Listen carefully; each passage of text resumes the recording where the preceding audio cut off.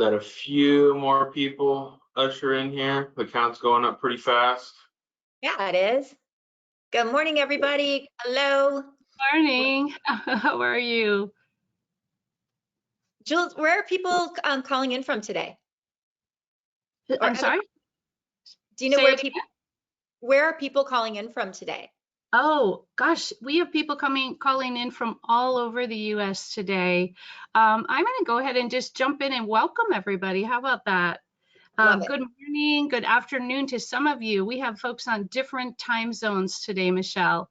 I'd like to welcome everyone to today's session on positive communication skills that change every conversation. I'm really excited about this, and I'm glad that you're joining us today. My name is Julie Gilbertson, and I'm with 501c Services as part of the HR Services team. Now, I want to tell you a little bit about 501c Services. We provide full service unemployment outsourcing programs and other services to over 3,000 nonprofits. So we're very excited about that. Without you, we don't exist. So thank you so much for your partnership. Our programs include 501c Agencies Trust, which offers an unemployment outsourcing for reimbursing employers, and then HR Services, which is a confidential consultation service that's available to help you walk through those nonprofit difficult personnel issues. So call us, email us. We love to interface with you. Now, many of you today are already working with us. So thank you so much for doing so. And for those of you who are attending for the first time, you're in for a real treat. I'm going to get a little bit of housekeeping out of the way before we get started. Now, the training slides will be provided after the training session, so no worries on that. This training is eligible for HRCI and SHRM credits, and I know how much those of us HR professionals love that. So I'm jazzed to be able to offer that to you. You can also request a certificate of attendance if you need that. And it can be done after the training by completing our survey, which you should receive maybe an hour or so after our time together today. Now, we'd love when you're interactive. So please put your comments and questions in the question box drop down. And please note that we have an enormous number of attendees today and only an hour together. So we may not be able to get to each and every comment and question. However, the good news is that Michelle is making herself available to connect afterwards. So you have that to look forward to. Well, let me introduce to you my friend and training mentor, Michelle Waters. Now, Michelle has dedicated her entire career to helping others communicate better. And I first met her many years ago as she's taught communication courses both at San Jose State University and Cabrillo College in California for over 20 years. I will tell you that you are in for a treat, as I mentioned earlier. She's a corporate trainer who designs and delivers business communication programs to leaders in all industries, and she's facilitated programs in 5 countries. Wow. Michelle has so much enthusiasm, charisma.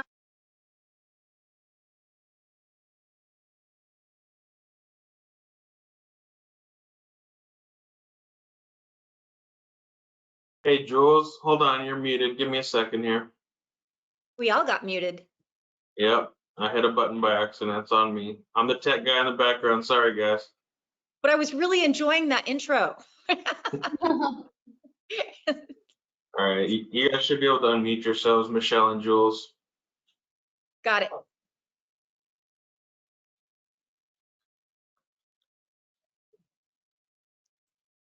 Jules back on?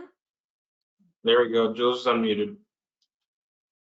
Good morning, everyone, and thank you. Good afternoon to some of you. Thank you for your patience as we take care of some technical issues that were going on.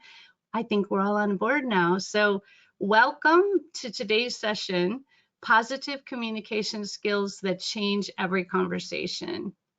I'm Julie Gilbertson, and I'm with 501c Services as part of the HR Services team, and I'm delighted to join you today. Thank you all for being here. We're really excited about this topic. I want to tell you a little bit about 501c Services to start. We Julie, are a Julie, I have a yes, question. I think they heard all this part, right, Evan? Oh, They did. they did. I think they did. Yeah, you did. It was I just the think last 30 seconds. We were muted by accident. We're good now. when Well, you I don't were want to bore you with all that again. Well, I'm no, going to pass it over to Michelle then. it I'm stopped sorry. thinking about how charismatic I was, and I was just hanging on every word, Jules. But You are. no, I will take it from here. Thank you for the nice introduction. I really appreciate that. And hello, everybody. It's so fun to see the numbers go up as people join the call and join the class. And as Julie said, I'm super excited to be here. And let's do this. Let's get started.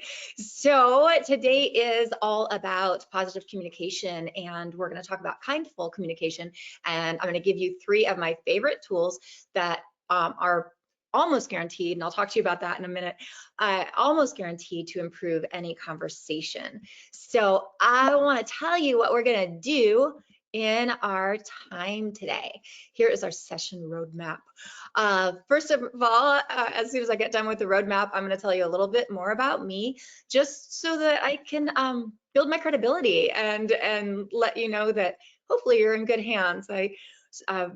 Like Julie said, my whole career is studying communication, so I want to tell you a little bit about that. Then I want to tell you about kindful communication, and it's probably not what you think. You might be close, but it might be a little different than you think. So I'm going to explain that, and that's really the umbrella for the tools that we're going to look at, and those are assuming positive intent, checking perceptions, and declaring intent. And if we stop there in the roadmap, today really is all about presence and intention. So how can you be really present in a conversation, and what is your intention, and how will you respond? So I really want to invite everybody who's on the call right now just to get as present as you can. You've made a choice to be here. You're getting credit for it. This is my favorite kind of class, by the way. You're getting credit and there's no grading, so that's good. So you're here, and I really want to encourage you, especially with everything that's going on in the world and our country today and everywhere. Get as present as you can and set your own intention. What are you hoping to get out of this class? And we'll go through the class like that. So the tools are right there, and we'll cover those, and then we'll have time for a Q&A. And so Julie had mentioned this, there are a lot of people on the call, and because it's a very limited time, it's going to be more linear from me. Not my preferred way of teaching, by the way. I like a lot of interaction. I like putting you in breakout groups. I like having you ground the lessons and try putting it toward your situations and examples. And in this format, it's going to be a lot of me talking. Not my favorite thing. Love talking, but I don't like it to always be me. But at the end, we're going to have a Q&A. If there's a pertinent question and you put it in the chat, Julie's going to field it for me if it's something that we can interject right at the time. So do put some things in there. She'll kind of moderate, but mostly we're going to save it till the end. And then finally, I want you to begin with the end in mind. And at the end, the second to the last slide is a poll. And we're going to launch that poll. Evan's going to launch it. And the question is, of the 4 topics, kindful, assuming positive intent, checking perceptions, and declaring intent, which are you most committed to trying? Because I really strongly believe in transference of anything I teach. If what I teach stays in the virtual room, stays in the training classroom, and never goes beyond, then I've just wasted everybody's time. And in a lot of situations, I've wasted everybody's money or the organization's money. So I'm very big on encouraging you to find that one thing. It doesn't have to be all 4 things, but find that one thing that you're like, I'm gonna try that. I'm going to look into it more, or something that will make it yours and make it go beyond the training. So with that in mind, that's our roadmap. And I'm gonna get into the first part, which is telling you a little bit more about me, and then we'll zoom into the tools. So let's see. Oh, wait, no, there's more. As I go through all of this stuff, I encourage you to keep thinking, who could I use this with and what's in it for me if I try? And I like to plant those seeds in the spirit of you making it your own. So, you know, if it's always already something that you do, awesome. How could you use it more? If it's something fresh, how could you weave it into the way you communicate? Who would you use it with? And what do you think the result would be? What's the impact if you did it? Okay.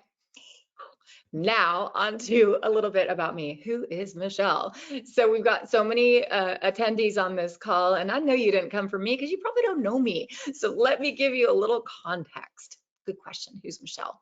So this is me. This is a little bit about me in a minute. The first thing is I've been studying and teaching communication my whole career. So it's about 25+ years now.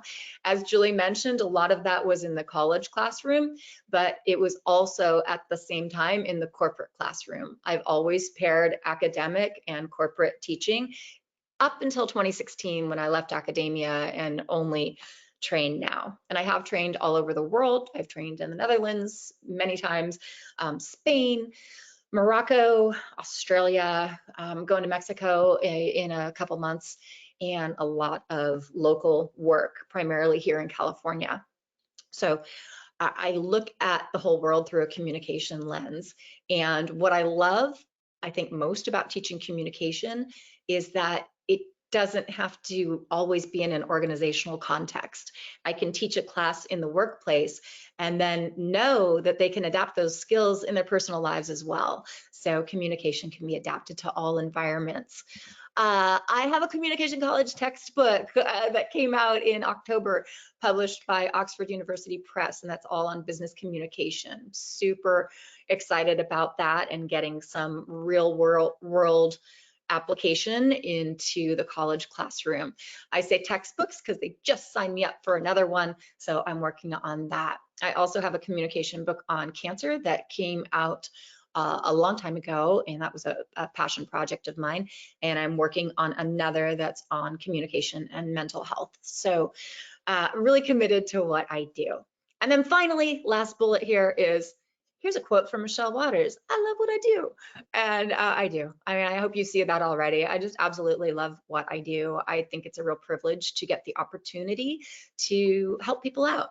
I see myself very much in a service role, and if I can help others have better conversations at work, then or in their personal lives, then I'm pretty pleased to have that impact or that influence. So I do love what I do.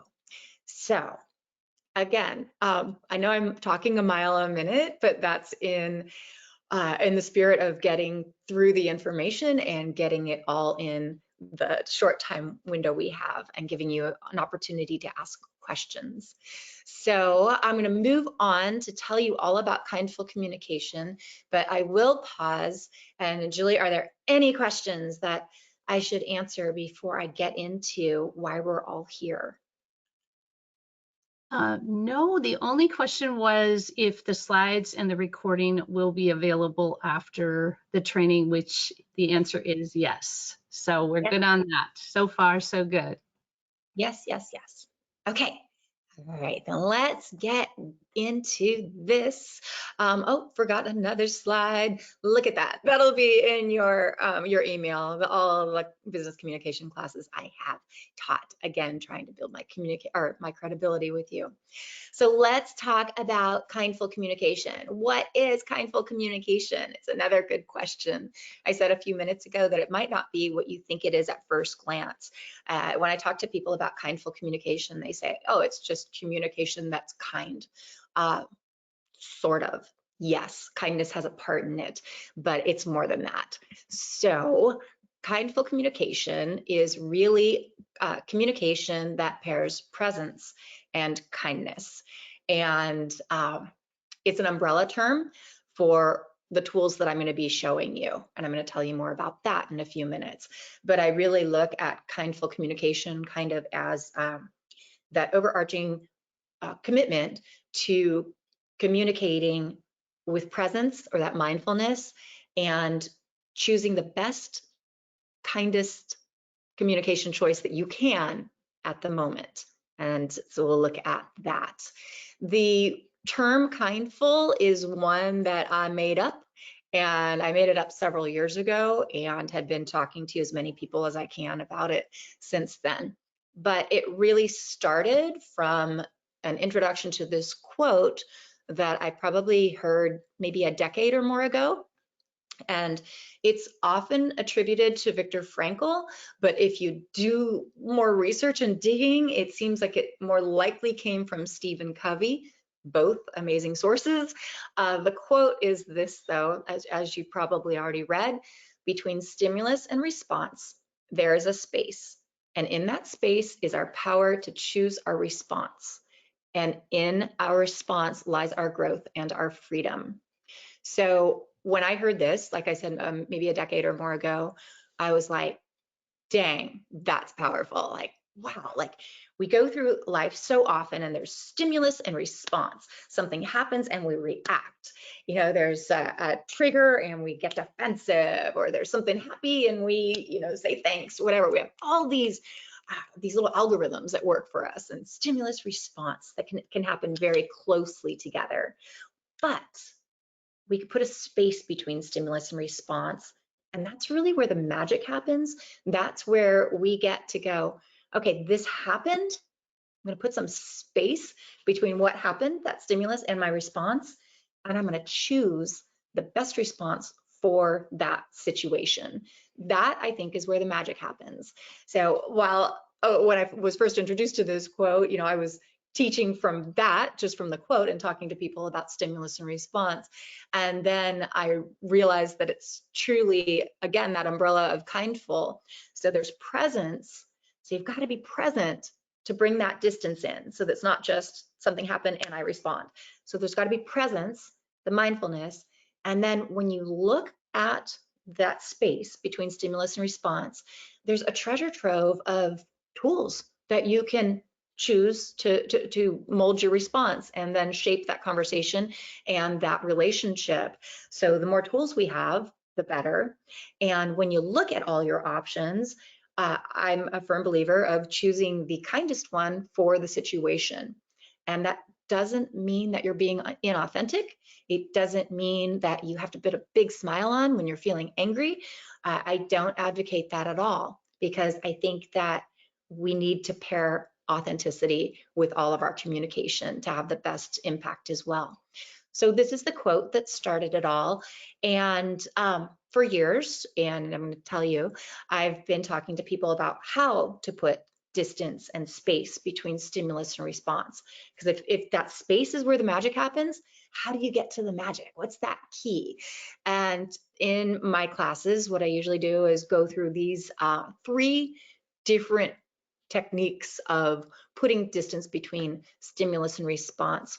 They are not sequential. One is not better than the other, and they're just ideas if you're trying to get more mindful with your communication. So the first one is knowing your triggers.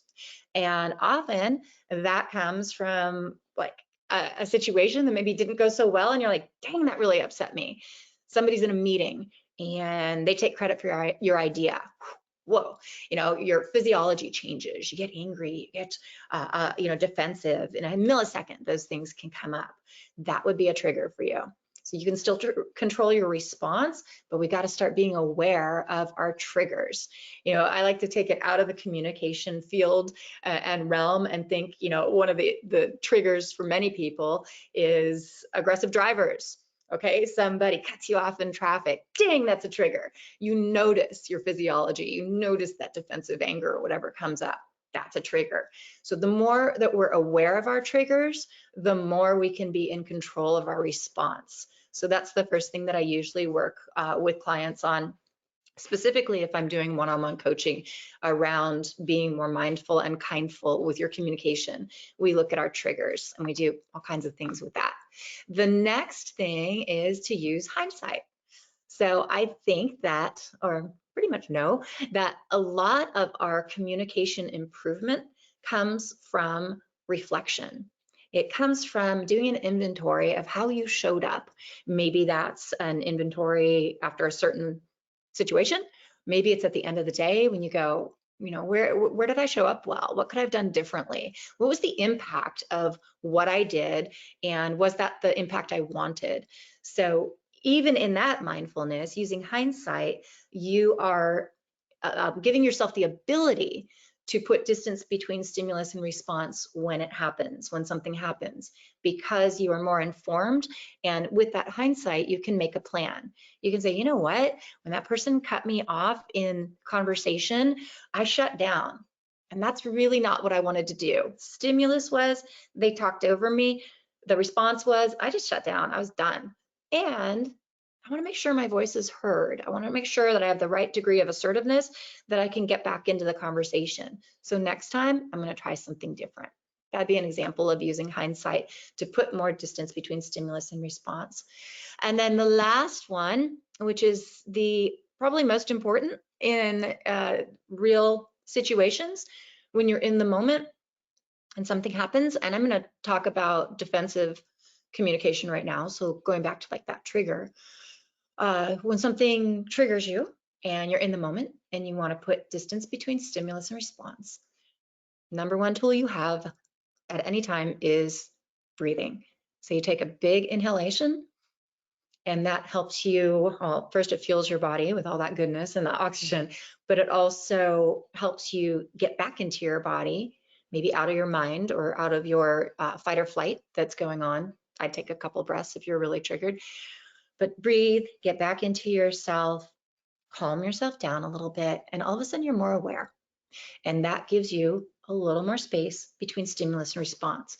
It gives you sometimes enough space to not say the thing that was the first thing that came to mind, or it gives you enough space to say, I need to choose a better response. And then you say something more with more presence and awareness.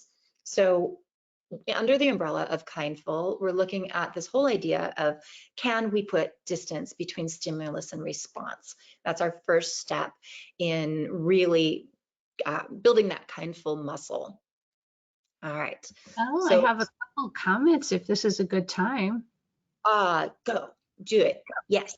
So, well, one was just that it was a very profound quote, but another comment that was made that I thought was really important is most people are afraid of silence. So could you speak to that a little bit when you're pausing? How do you want to address that?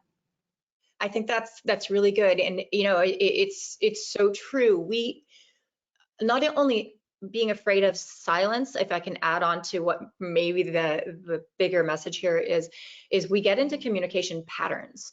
Somebody says something and then you say the other, and we have this dynamic and this back and forth. And it's really interesting because if we look at cultural communication, which is something that I study a lot, different cultures. So for example, in China, you're expected to be silent because that shows you're really listening. It doesn't mean you don't have anything to say, but you're expected to be silent until it is your turn or you're called upon or you have the right response.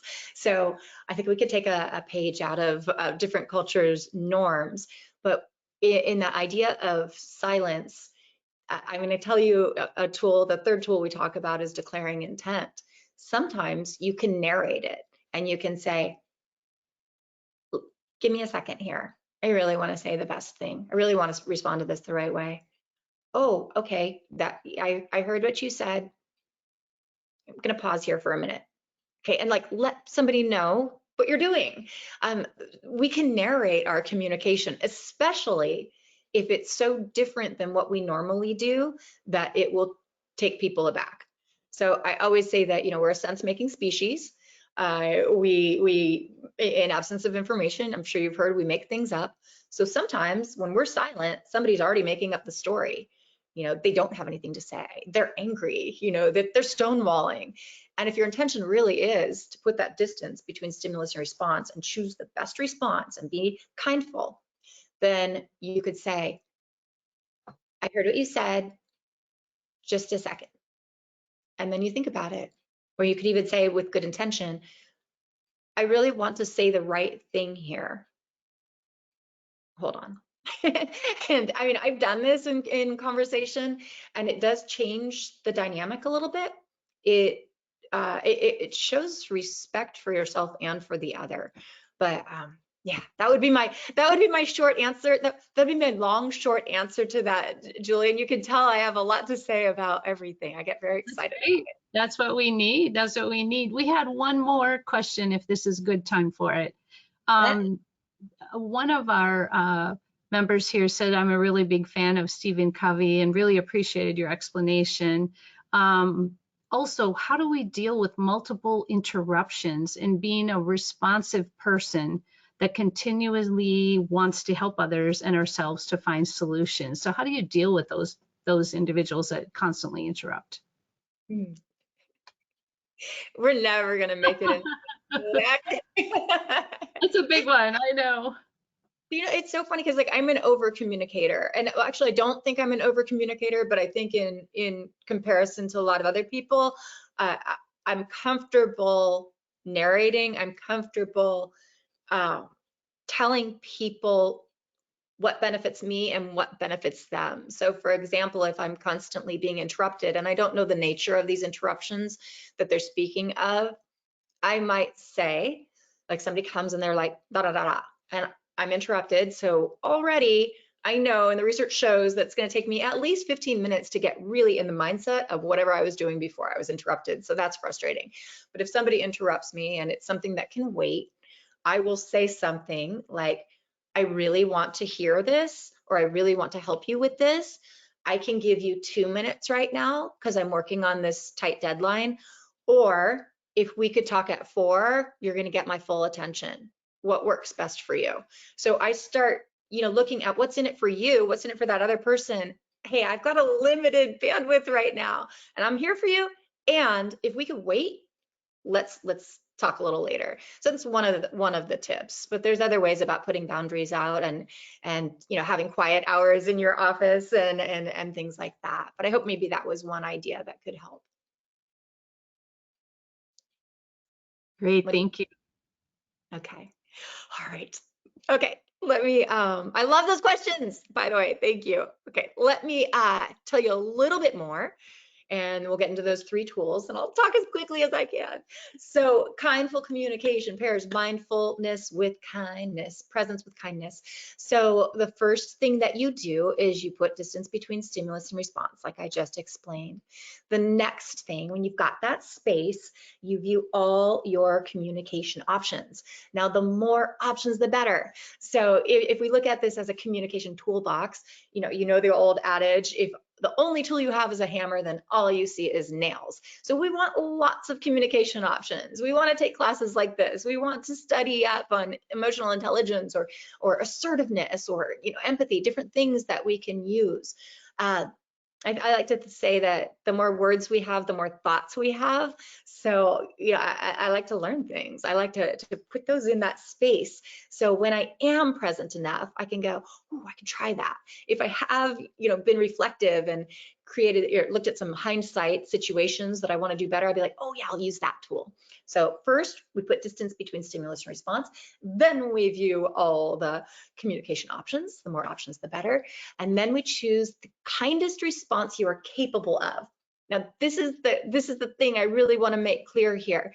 It's not that you just choose kindness. I'm going to smile. I'm going to be inauthentic and not stand up for what I need right now. I'm just going to be kind because that's what you need to do. No, no. So there's a preponderance of research about kindness in the workplace, and kind employees, kind colleagues. They build an environment of engagement. They bring psychological safety to their teams. They usually get better results when there's a tenor of kindness. And cultures of kindness in organizations usually have more commitment to the work, and they find that their work is more meaningful. So yes, kindness in the workplace, all about it. And want to say that again, authenticity is super important too. So when I say choose the kindest response you're capable of, okay, you've got choices. So see that asterisk there? Let's see, I want to show you what that means. So check out this quote, and then I want to tell you more about the asterisk. She's got bite marks on her tongue from all the things she never said. So love that quote. What I mean is sometimes the kindest thing that you are capable of at that moment is biting your tongue. And if you put that into comparison of maybe a snide remark, something that you'd regret later, that's a good choice. That's a kindful choice. And that would be authentic. Sometimes the kindest thing that you can do is not swear. Yeah, that's been me before. Sometimes, and do I wish I could jump into authentic kindness? Sure. And in hindsight, I can work that out. But at the moment, I'm going to make a choice, and I'm not going to go into autopilot. What is the kindest thing I am capable of at that moment? I like to think of kindness on a spectrum. So we've got cruel, which would be inconsiderate and rude. And then we've got kind, which would be supportive and usually benevolent, and it is considerate. And we want to get as much as we can into that green area of kindness, but we know that there's a spectrum. So when we are being kindful, we are trying to nudge it over into that green area, maybe even a little yellow if we're stuck in orange, if orange is the first thing that we think, but we're moving towards something that is respectful of the person who is there and respectful of what we need at that time. And I think that's where the power of this whole idea comes from, is that we're making choices and we're choosing the kindest, and I should say most authentic one that we're capable of. So yeah. So any questions about kindful before I jump into speaking as quickly as I can about the 3 communication tools? Yes, we have a couple comments, couple questions. One, how would you advise someone to approach a colleague who is combative and paranoid? I'm glad I'm putting my contact information at the end, because I'd love to have these conversations one-on-one and learn more. When I'm trying to change a communication pattern, and I think it's possible, it's not always possible, I usually try to look at what's in it for them. I know what's in it for me, but if I can start a conversation as, like, I really want to work better with everybody. And I've noticed that sometimes things come up and maybe you feel like I said something that I didn't mean or whatever, and I'd get into some details and then go from there, and I'd like to make it better. But see, the thing, that's all assertive communication. The thing with assertive communication that people forget is that assertive communication requires confrontation. Confrontation can be very scary for people. So I would even say that if I were really answering that question, there's a degree of, what's the dynamic? Are you safe? Have you tried this before? What have you tried? What's in it for them? What's in it for you? And maybe you could use one of these tools that I'm going to talk about in just a minute too. Yeah, use that question through the lens of these upcoming 3 tools too, because one of them might fit for starting a conversation. Great. I think this question will probably be answered as you continue as well. We talked about those interrupters, and the question is, how do we catch ourselves from interrupting others? But I think through your tools that you're presenting today, we're going to have a lot of tools in our tool belt to be more kindful, right, in our responses and catch ourselves so we're not interrupting. Yeah, and I hope so. And even already, if that person has to dash out of the workshop, right now, hindsight, did I interrupt in that meeting? Commitment, telling somebody else, get an accountability partner. Hey, if I interrupt, just like note how many times I do, because I'm really trying to work on this. I have people partner with accountability partners, with partners all the time in the workplace. And, they pick one thing they're working on and they're like, if you notice me doing this, let me know. Or if you notice me doing it right, tell me, so that you've got some accountability built in and it's safe for you. So, yeah. That's wonderful. I love that. You had a comment that it's important to use this kindness without being awkward, right? So making sure you're still authentic as you do that. And you kind of touched on that. Yeah, I mean, and honestly, I think I'm pretty kind, but there are times when I promise you the most kindful thing I could do in the moment was bite my tongue. And sometimes it's biting my tongue and I know my face is not really happy. I do. And then I say something like, I need to leave this conversation right now. I'm feeling really triggered. Or Yeah. if I keep talking, I think I'm going to say something that I'll regret, and I don't want that for you or for me. So I'm going to excuse myself if that's possible. I mean, it all depends on the dynamics. It depends on the power. There's so much going on in the workplace that we need to take into consideration when we choose how we're communicating. Right. Right. Yeah. And lastly, what advice do you have for someone who's slow to react? They're not assertive. They don't speak up for themselves. I imagine it's really encouraging them, right, to have a voice and create that safe environment. But what other thoughts do you have on that? Julie, I have so many thoughts. I don't know if that's the question asker who is that person, or if they're trying to help somebody on their team who is that person. But we all have different communication styles, and those can be respected. I think when you're not speaking up and it's costing you, that's when you really need to look at, what is the cost? What would be the benefit if I spoke up a little bit more? How would I do that? What would be comfortable? Who could I run it by? How could, somebody kind of coach you through that more effectively so you're feeling empowered. But let me get to these tools, because the third one specifically I think could help a lot in this situation. Great. Okay, so I'm scared. I see the clock and I'm scared, just so you know. So let's fill up your quote. I'll hold them to the end. No, I love them. I love them. And I want to respect everybody's time. So we're going to fill up that communication toolbox with these 3 tools. I know you already have a lot in there, but let's put some more. And as you know, they are assuming positive intent, checking perceptions, and declaring intent. I'm going to spend the most time on assuming positive intent because it is something that almost every organization or department in the organizations that I work with asks for, or I teach them and they're like, oh my gosh, that was a game changer. And it's just so good. So I'm probably gonna spend the most time on that. And then I also want to plant some seeds for checking perceptions and declaring intent.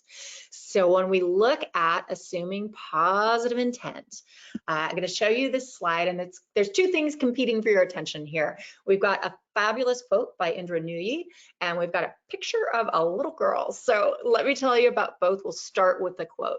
So I learned about assuming positive intent long time ago, and that has to do with the picture.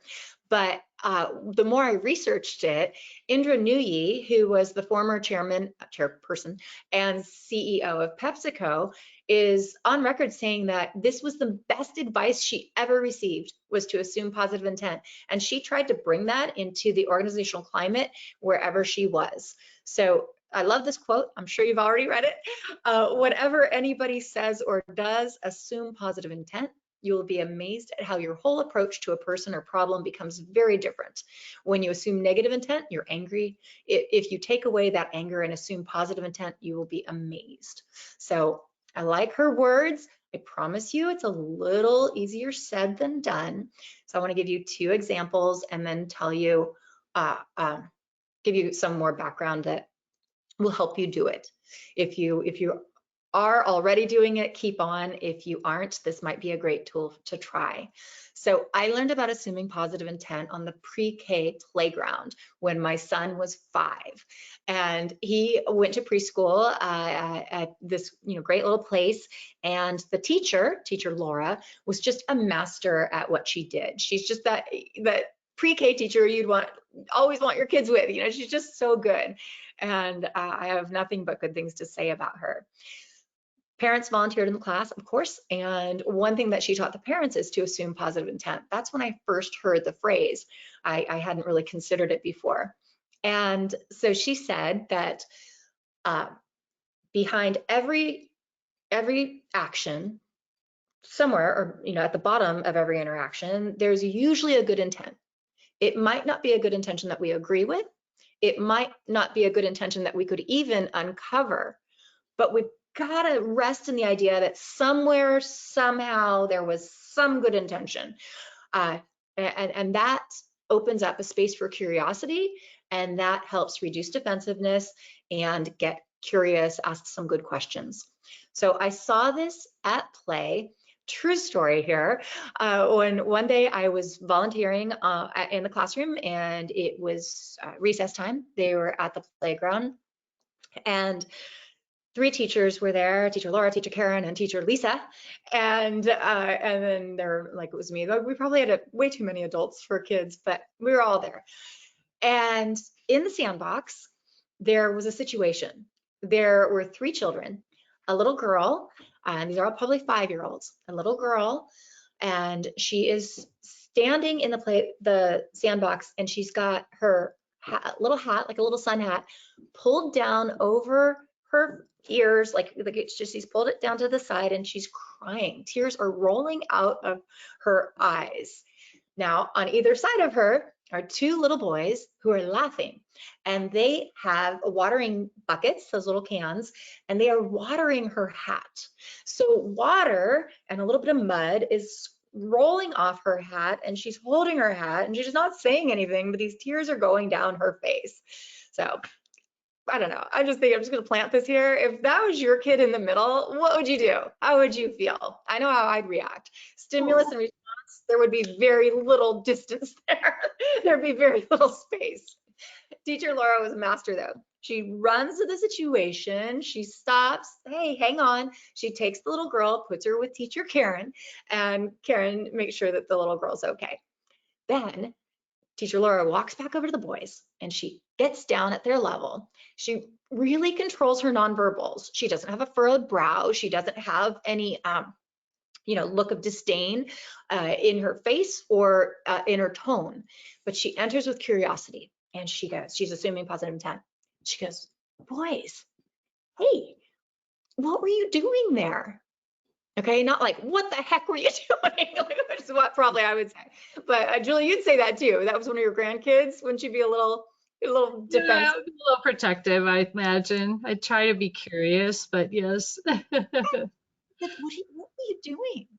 And they said, oh, we were watering her hat. She has flowers on her hat, and we were watering them. Oh. She was completely in agreement with that plan when it started. They said, you've got flowers, and she loved her flower hat, and they said, we're going to water them, and she's like, yay. And it was fun, and they were watering it, and it was fun until it stopped, or until it wasn't, until she realized, like, ew, this is icky, and I'm wet, and I don't know how to say no, and I don't know how to stop this.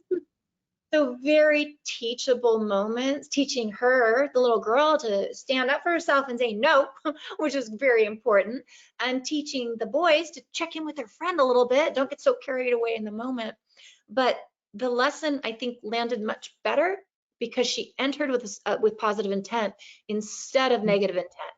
Boys, knock it off. Did you see what you did there? Did you see your friends crying? Very different. I talk about reducing defensiveness, very different level of defensiveness in that conversation because the teacher assumed positive intent.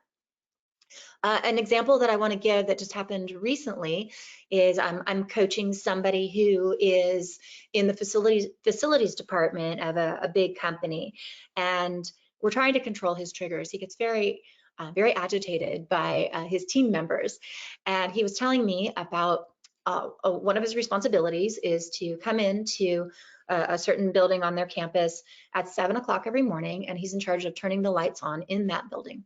And he's got lots of responsibilities, but this is just one.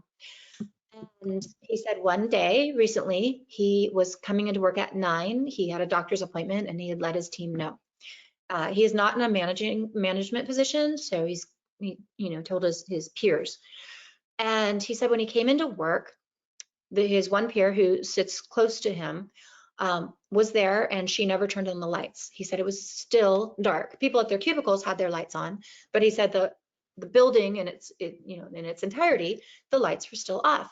And he said he was so angry about that. And he was like, why didn't she help? Why do I have to, babysit people? Why can't they just do what they need to do and help? And so I said, well, yeah, she could have just been completely, being a jerk and not being collaborative, or there could be another explanation. So I said, let's come up with as many other explanations as you can think of as to why she didn't turn the lights on.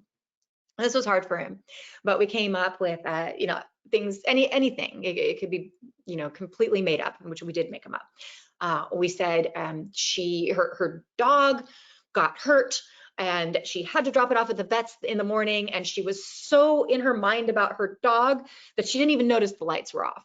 Like we just came up with this list of things why she wouldn't turn the lights off or on. And the one that he really liked is, I said, what if she trusts you so much and knows that that's your responsibility and assumes if you didn't turn the lights on, there was a good reason for it, and she was just going to go about her day?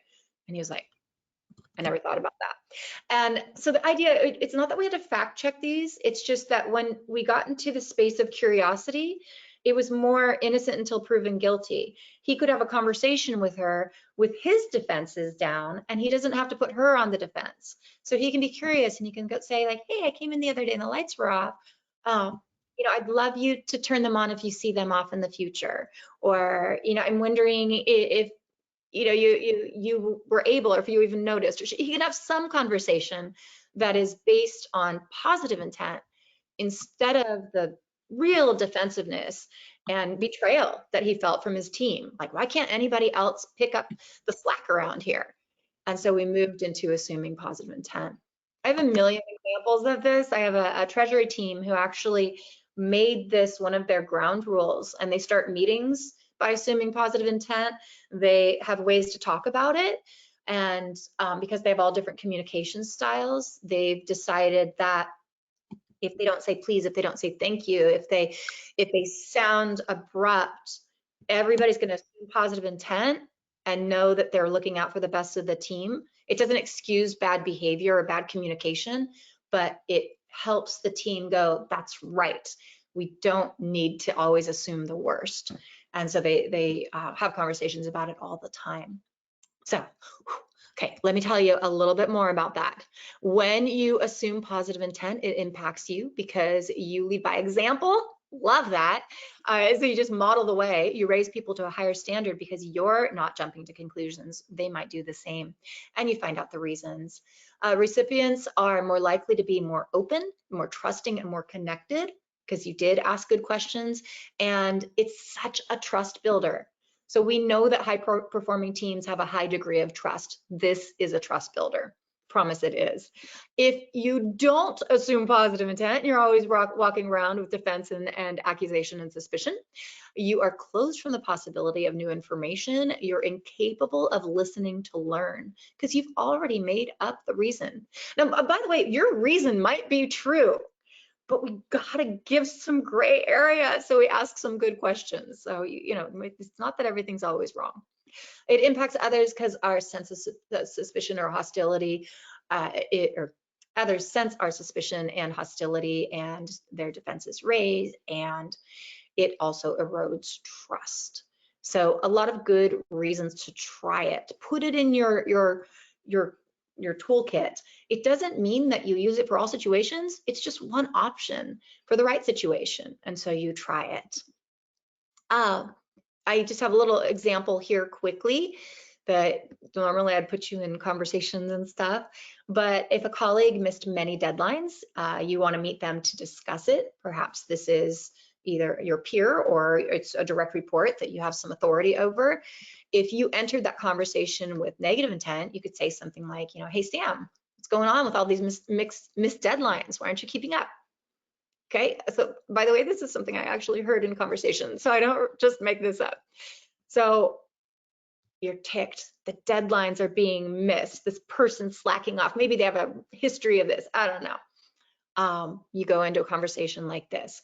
Haven't put probably a lot of distance between stimulus and response, probably haven't looked at the kindest opportunity for communication, and definitely not leading with positive intent.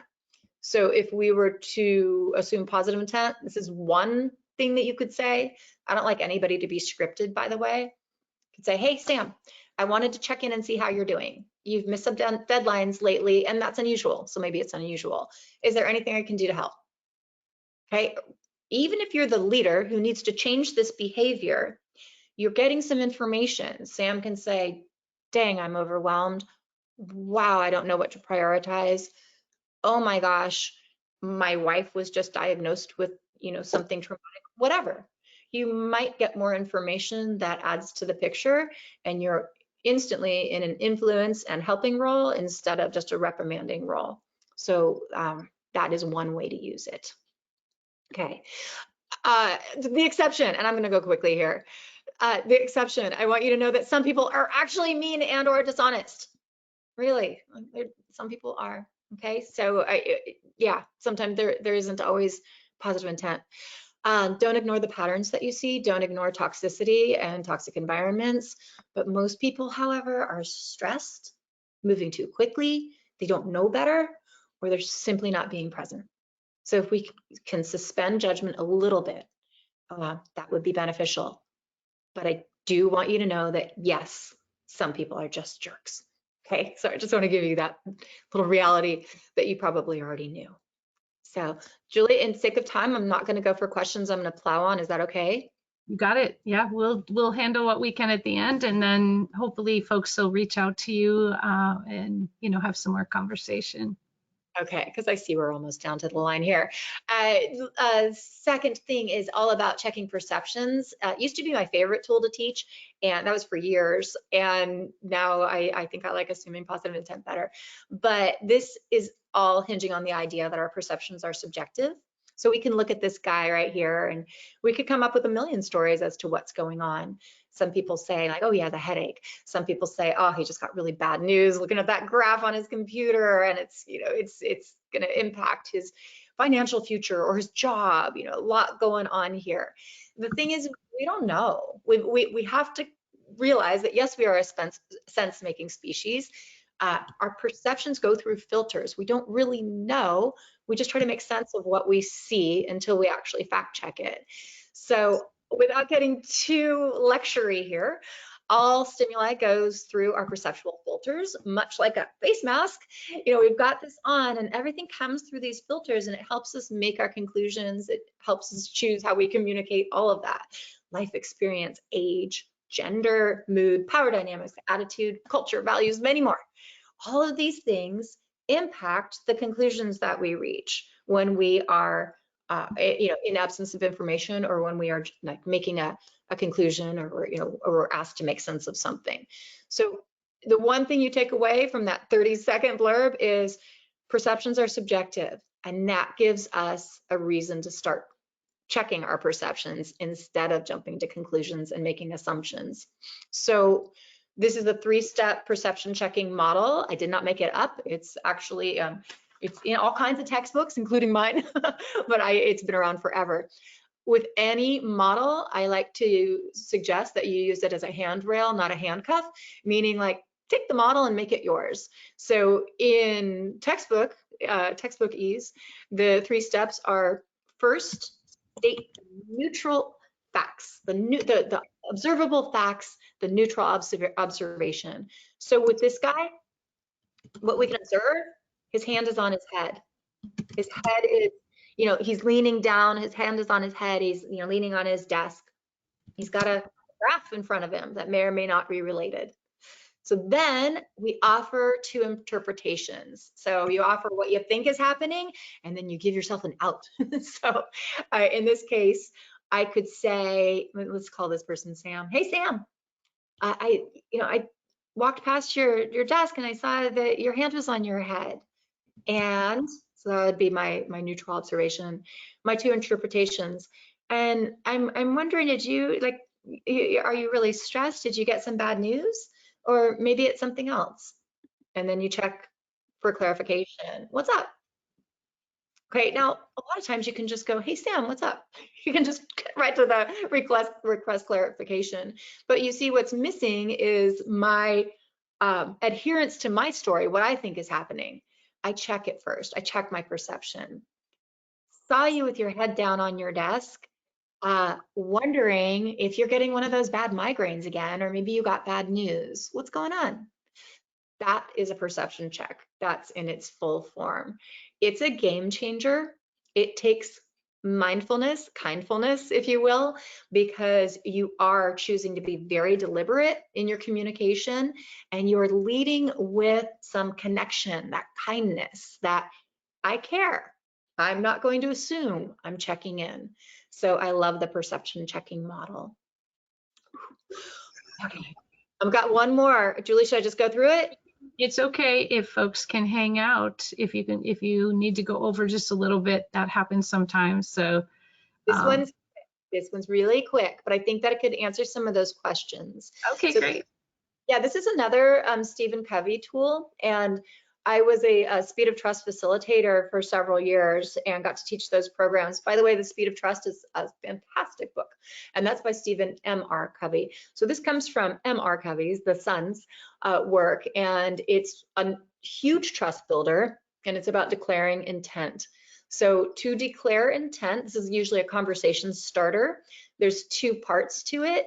You need to declare, or you need to get clear on what your intention is, and then you need to speak that intention. Now, I have a picture of this beautiful turn signal here because in Covey's work, he likens declaring intent to using your turn signals. So often in communication and in relationships, we don't use our turn signals. We know how much it can bother us when somebody on the road doesn't use their turn signals, and we know how much we appreciate when people do. Declaring intent is like using your turn signals in a conversation. So the two steps are, one, knowing your goal before you meet. This requires some presence. So before going into a one-on-one, before going into a feedback situation where you have to, correct somebody's behavior, before a meeting, anything, what's your intention? Really get clear. What is my intention? What's my desired outcome here? What are we having this meeting for, or this conversation? And I like to put it into, like, take a page from Simon Sinek and start with why, put it into the why format, to blank, so that blank.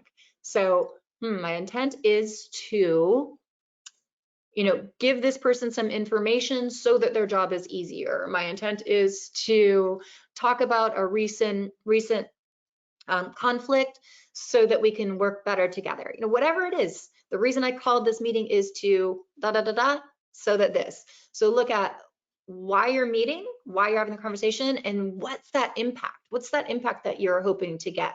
What's the result of that conversation?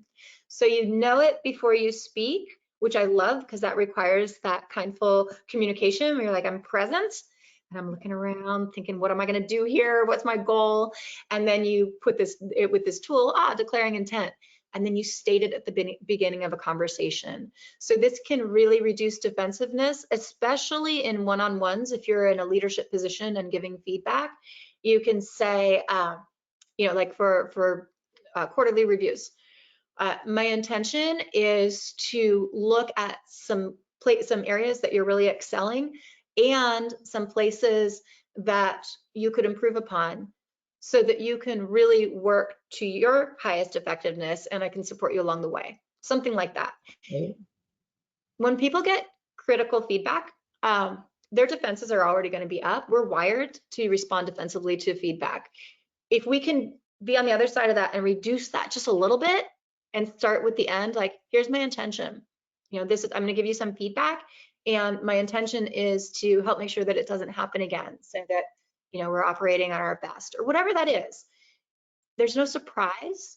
People know your intent. Look at, you're already having some positive intent there.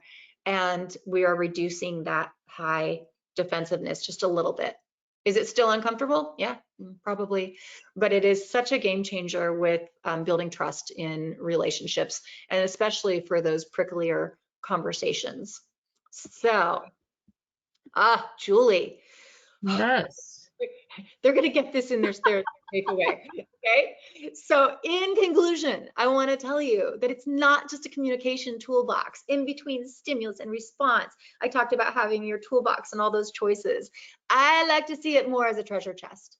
And I think that if we can fill that space with lots of options, knowing that, not every tool that I talked about is going to fit every situation, but you've got choices. I think that's where the magic happens. So all three of these require presence. They build trust, they decrease defensiveness, and they improve communication. But here's the food on. They're not magic tricks. Okay, so they're not magic tricks. There's so much at play in human dynamics with communication.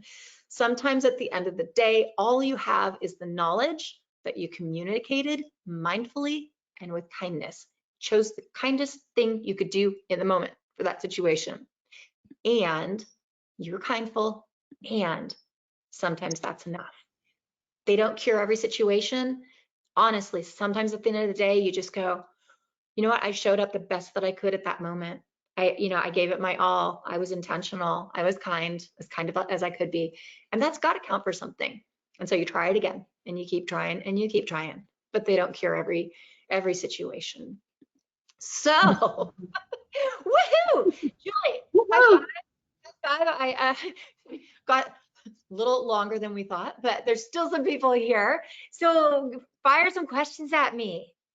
I will. And anyone that can stay on for a few more minutes, great.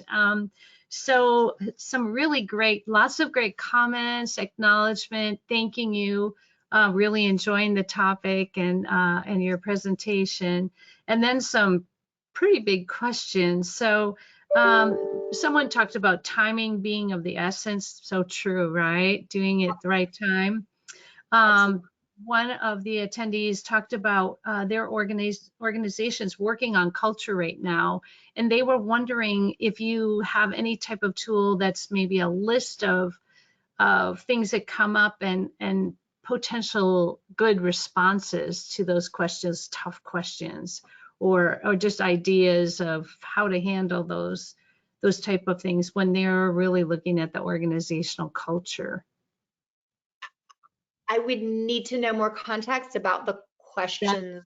Yes. I don't know yet. I would need more information, and they're welcome to email me or connect with me on LinkedIn, and we can talk more. I recommended that, so that's great. Thank you. Another one, this was an interesting one. So if we're always assuming positive intent, aren't we fostering positive toxicity and ignoring the things that cause harm? Oh, heck no. No. So yeah, I'm 100% about authenticity and not pushing something that's not authentic. So the only thing positive intent does is it gets you in a little bit of a space of curiosity. So, and with this positive intent, there are some real crappy people. Okay, there are some people who absolutely have negative intent, and I don't want to discount that. But you're being responsible because you're like, you know what? Instead of always assuming, always jumping to conclusions, always acting that, that person's doing it again, you're going to step into a place of curiosity. So it doesn't mean that you're even necessarily being positive. You're just going to explore a little bit more. So those little boys on the playground, they could have said like, we hate her, we wanted to water her hot, whatever. And that would have been a drag, and they would have been reprimanded and whatever. But the approach is, instead of going in and probably increasing defensiveness and assuming that people are doing something wrong on purpose or they're bad, I'm going to ask a good question. It could be a very assertive question. It doesn't have to be asked with a big smile on your face. It has to be appropriate for whatever that situation you're exploring is, and you come with it with curiosity instead of accusation. That's the big difference when you look at the counter, the other side. If you're not assuming positive intent, then you're probably assuming negative intent. What outcomes are you getting from that? So no, I do not push toxic positivity at all. No. And you know what? there's supposed to be conflict in the workplace too. There's supposed to be effective conflict. There's supposed to be an ability to have difference of opinions, different styles, and still come to effective management of that. So that's a whole other talk. But yeah, I have an opinion, Julie. Yes, no, I don't want to preach toxic positivity at all, which is why I give Kindful that big asterisk. It's not just about being Pollyanna. We got to face reality. And can we be present and choose the kindest thing we're capable of at that moment, which again could be biting your tongue. Absolutely. Thank you. Good answer. There's a couple more, but one quick one is, does assertive communications really need to be confrontational? It depends on the situation. I mean, yes. So confrontational, not in a negative way. Assertiveness communication requires that you stand up for yourself. Assertive communication is all about respecting the needs of both individuals. I think it's like seesaw communication. It's not one up and one down. It's you're meeting as equals. I've got needs, you've got needs. I'm going to go in it with assertiveness and try to respect both of those. And so it usually requires a conversation, something that is, not filled with hedges and qualifiers and things like that. So I'm going to say it depends on the situation, because I can speak very assertively without confronting a negative situation and just be confident in how I speak, and that could be assertive. So I'm going to say that. Yeah. One more? Do you have time for one more? I do, yes. Okay, great. So this individual was sharing a situation where they were called into a meeting and accused of some incident that wasn't accurate, and the leadership, including HR, did not handle it in the way that you're presenting communication, right? They weren't curious. They didn't expect a positive intent or anything else, and just decided this was the way it was and did not handle it well, which of course broke trust from the individual. Now I encourage them to reach out to you, but do you have any general advice about situations that you walk into like that, where others are not willing to have that meaningful conversation and curiosity in the situation that is at hand? I think it would be careless for me to put out any advice, because I don't know the power dynamics. I don't know the history, and I mean, honestly, power is such a big thing that influences communication, and it needs to really be taken into consideration more. So I wouldn't want to throw out some advice that could make it worse, because I don't know the whole situation. I don't know if it sounds like maybe that group, maybe that's just how they do things, and there isn't even room for that. So it gets into self-protection. Like, what are you willing to put up with? What are you not? Are you, can you save your reputation? Is there a way you can stand up for yourself? But I would need to know more, Julie. I don't want to give advice that could actually backfire and get somebody in a worse situation. I understand. Yeah, I hope they'll reach out to you and have, a little more information for you, so you could have a really meaningful conversation on it. And I do want to say that I'm so sorry that happened. If they're still online, I'm really sorry that happened. That, one of my triggers is being falsely accused of something. And if I'm falsely accused of something and I can't stand up for myself, I mean, that just reels, right? Like, it's not good. So I do, my empathy goes out to that person. Okay. So can you launch the poll, Evan, if you're still there, if anybody's still on the line? And if you're still on the line and you're going, I mean, really do this poll, because it's that one bit of accountability. And you're like, you know what? I signed up for that. And it gives me a good gauge as to what you're doing. So as what you were interested in. So there's the poll. Love that. And I'm going to put the poll up. Is the poll still visible? Can you see it? The poll is still up. Yeah, okay, good. All right, so there's the poll, and if you're skipping out of here, you can take a picture of that. That'll lead you right to my LinkedIn profile. You'll see every Monday I have an intention setting post that I have a really fun group of people that sets their weekly intention with me. There's also my email address. You can stay in touch. You can also hire me to come to your workplace and either virtually or in person and teach these things.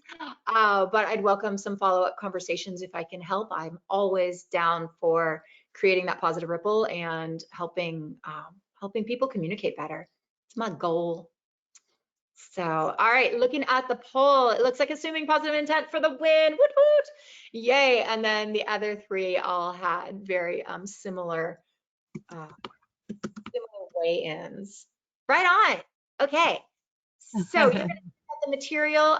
Big thank you to anybody who's still listening. Thank you for tuning into this. I hope it was worth your while. I hope that you really are encouraged or inspired to try one of these things. Even if you were already doing it, keep on keeping on and be a kindful communicator. Tell somebody what you learned today. That would be fantastic. Keep that ripple, positive ripple, turn it into a wave and just keep going. So thank you. Thank you so much, Michelle. There'll be a survey for you all to complete, and you can request your credits or certification through that. But I really want to thank you for your time, Michelle. I really enjoyed the topic. Everyone had a lot of positive comments, and we just hope to see you again in the future. Sounds great. Will you, Julie, will you stay on as we close this? Sure, absolutely. Okay, Evan, can you close it and say goodbye? Is that what we do now? We'll see if he can. He should still be there. There we go. Ah, okay. Okay, good job. That was awesome. Is it stopped? Is it all done for everybody? It's done. It's just you and me now, it looks like. Woo! Okay. Yeah. How did it go? That was great. Lots of really good comments. Lots of people just like acknowledging and grateful and saying this is great. I love it. And so that was really fun. Some kind of tough questions. Some of them I was a little hesitant to share because I'm like, that's going to